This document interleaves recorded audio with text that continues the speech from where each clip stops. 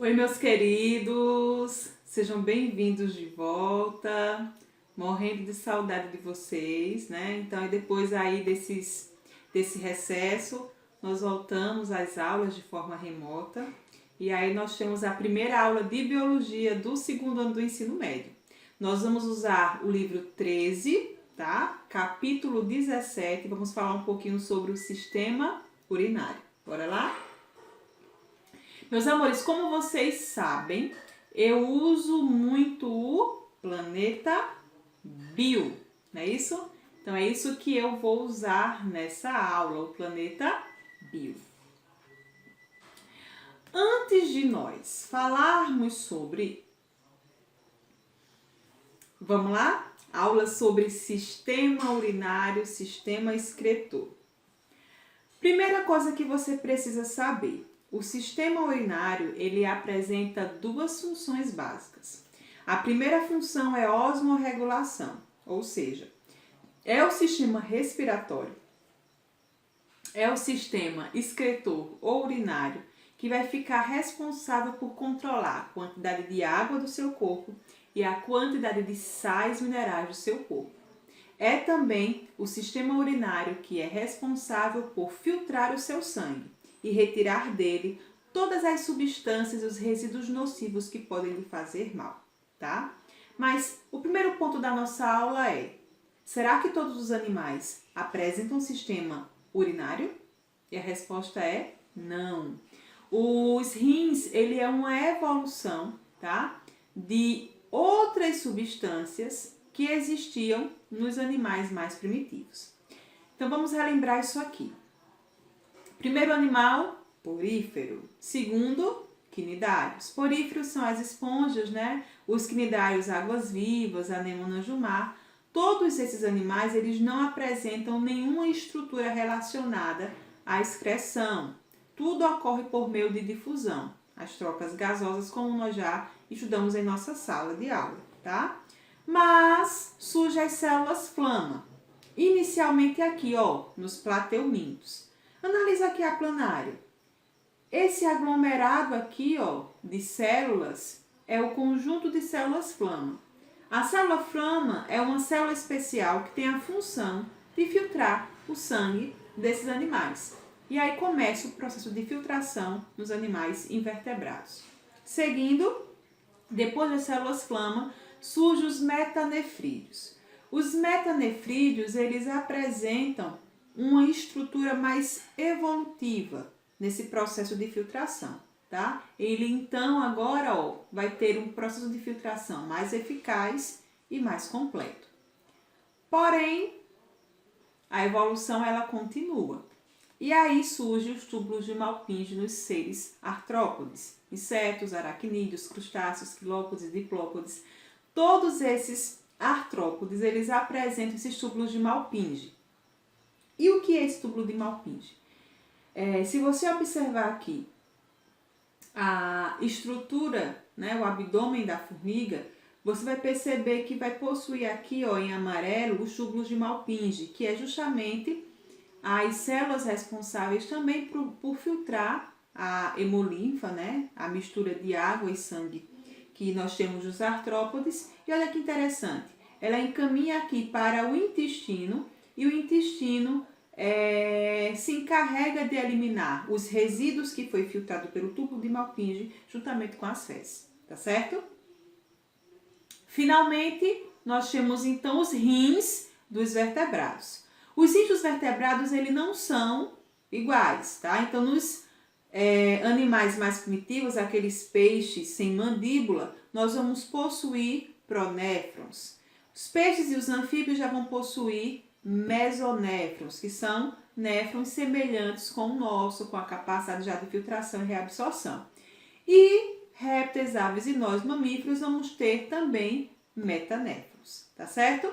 Agora que nós vimos um pouquinho sobre todo esse processo, nós vamos entender um pouco como é que funcionam os nossos rins. Mas antes disso, eu quero que vocês observem a questão da regulação osmótica dos peixes, algo muito cobrado nos vestibulares. Vocês sabem que existem os peixes cartilaginosos, os peixes ósseos, e existem peixes de água doce e peixes de água salgada. Como é que funciona esse mecanismo de osmorregulação desses animais? Olha que interessante. Tudo está relacionado à solução, tá? O meio hipertônico, tendência então a ganhar água do meio, né? O meio hipotônico, tendência então a doar a água do meio. Presta atenção aqui na imagem. Então, inicialmente eu tenho aqui um peixe de água doce. Então, qual é o problema do peixe de água doce? É que ele é hipertônico ao meio em que ele vive. Então, se ele é hipertônico ao meio que ele vive, ele tem tendência a ganhar água do meio. E a água doce, ela é uma solução não tão concentrada. Ela não vai ser rica em tantos sais minerais quanto a água salgada. Então, o que é que acontece? Um peixe de água doce, ele bebe pouca água. As suas brânquias, ela é especializada em capturar e em recuperar os sais minerais que foi perdido. E a sua urina tem a capacidade de eliminar uma grande quantidade de água, contendo também sais minerais, tá? Então, o problema do peixe de água doce é ganhar água do meio. Como é que ele consegue controlar isso? Perdendo pouca água, tá? Recuperando os sais minerais que são perdidos por meio das brânquias e eliminar, então, muita água na forma de urina. Já os peixes ósseos de água salgada, eles vivem em um meio completamente diferente, porque eles é que são hipotônicos em relação ao meio. Então, a água salgada ela é muito concentrada, tem muitos sais. Então, é muito comum um peixe de água salgada perder água para o meio. Então, o que é que acontece? Né? Como é que o nosso sistema fisiológico, no caso dos peixes, resolve esse problema? Então, o problema é hipotônico, ele vai perder água do meio, diferente do peixe de água doce que ganha. Então, eles vão fazer o quê? Eles vão beber muita água. Só que essa água tem muito sal. A água entra aqui pela boca, tá? Vai ser filtrada aqui pelas brânquias. Então, as brânquias do peixe ósseo marinho, ele tem a tendência de eliminar o excesso de sais minerais que entra com essa água. E aí ele vai eliminar pouca urina, já que possui pouca água.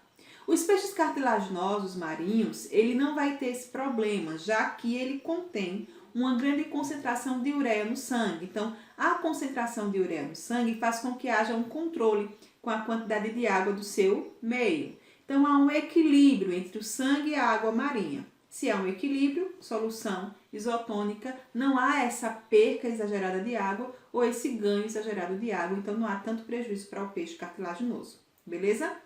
E nós, Sueli, seres humanos? Bem, nós temos um par de rins especializados em controlar a quantidade de água e sais minerais do seu corpo e também eliminar todas as substâncias nocivas que estejam presentes no nosso sangue, tá? Tudo começa aqui, ó, quando as artérias renais levam o sangue que vai ser filtrado para os rins. Os rins, ele vai filtrar esse sangue, então boa quantidade do sangue contendo substâncias boas, que devem ser aproveitadas, que devem ser usadas, sai dos rins por meio das veias cavas. E o que é ruim, o que deve ser filtrado, sai dos rins em forma de urina, vai para os uréteres encaminham essa urina para a bexiga e a bexiga elimina a bexiga vai eliminar a urina pela uretra, tá certo? Analisando um pouco mais, olha só aqui esse esqueminha. Um par de rins, né? As artérias que vão trazer o sangue para os rins e as veias que irão retirar o sangue filtrado e levar para o sangue.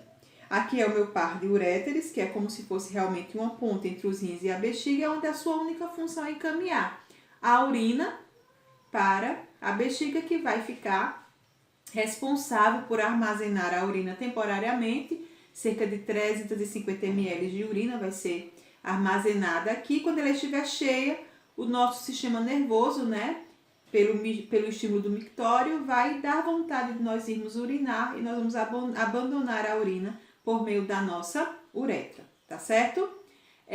Quando eu observo os rins, quando eu abro o meu rim, eu vou perceber que além dessa estrutura fina aqui, ó, que é a sua cápsula, dentro, os rins ele é formado por duas estruturas diferentes.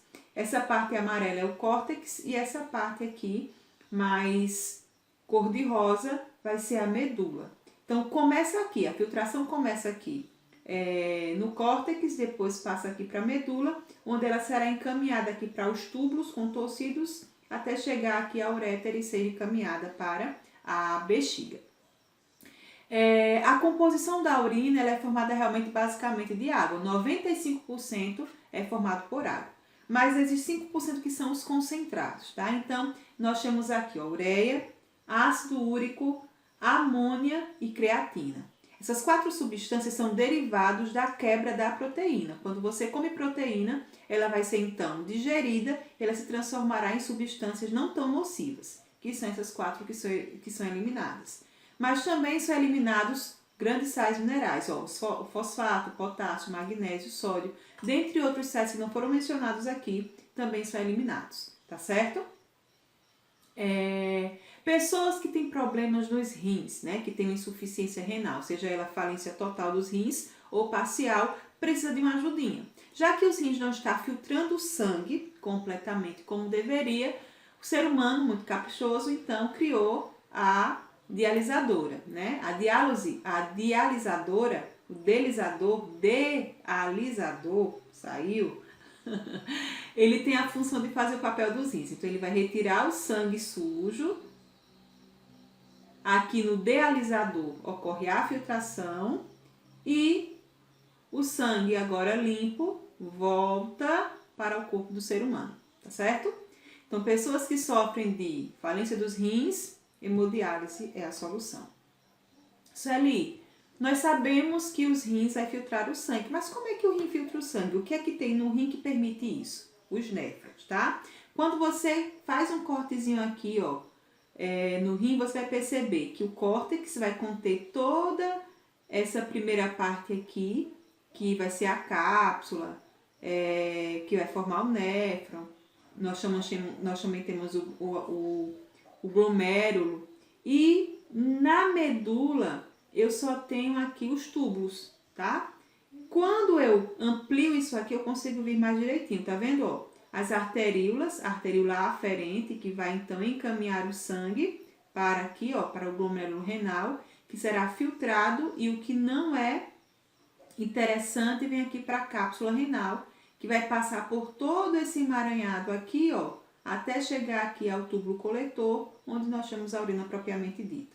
Não conseguiu entender esse exemplo? Não conseguiu identificar essa imagem? Olha como ficou fácil agora. A arteríola aferente aqui, formando então o meu glomérulo, a cápsula renal, que vai receber as substâncias ruins, os túbulos contorcidos, onde vai acontecer a reabsorção, e aqui onde vai acontecer a secreção do tubo coletor. A primeira etapa do funcionamento do néfron se dá então pela filtração. É aqui, ó, sangue sujo entra no glomérulo, sofre uma alta pressão, tá? As substâncias menores saem do glomérulo e passam então aqui para a cápsula renal. A cápsula renal então vai começar o processo de reabsorção. No túbulo contorcido proximal, glicose, aminoácidos, vitaminas e sais minerais que são benéficos para o corpo, sai então do néfron e volta para a corrente sanguínea porque é bom para o corpo. Na alça néfrica, sais minerais e água que também são benéficos voltam para o sangue e vai ser utilizado pelo corpo. No túbulo contorcido distal continua de novo a filtração e a reabsorção de sais e água. Mas quando esse filtrado ele chega aqui, ó, no túbulo coletor, eu vou ter então o processo de secreção. Nesse processo de secreção, esses túbulos coletores ele vai então conduzir a urina para a bexiga e eu tenho a urina propriamente dita já formada, tá certo? É importante falar para vocês que existe 2 hormônios que controlam todo esse processo. Já caiu no Enem muitas vezes, 2 vezes na verdade, a questão do hormônio ADH, o hormônio antidiurético, tá? O hormônio antidiurético ele é produzido aqui, ó, no hipotálamo e ele é liberado pela neurohipófise. Ele tem a função de controlar a quantidade de água do nosso corpo. Ele vai controlar a reabsorção de água nos túbulos renais. Como é que acontece esse processo? Existe uma grande quantidade de água no sangue.